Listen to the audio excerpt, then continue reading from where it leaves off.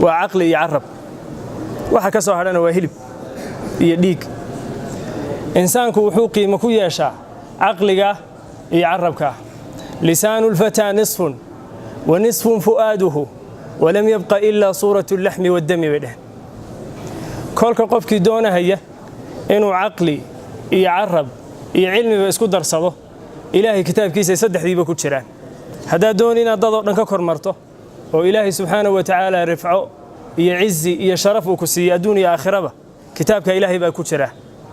kitaabka ilaahay subhanahu wa ta'ala ee saddexduba ku jireen af arabi buu ilaahay subhanahu wa ta'ala ku soo dajiyay bilisaanin arabiyyin mubin qofku kolka haduu doonayo inuu darajada gaadho oo adduunka aakhiraba izzi uu ku helo oo cilmi iyo aqli iyo bayaan iyo aftahanimo uu helo waa inuu kitaabkii barto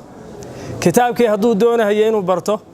waa inuu u soo maro wadadii loo soo mari jiray oo ah inuu af arabigi barto qofka haduu san af arabi garanaynin kitaabka ilaahay muxuu ka fahmi waxba kama fahmayo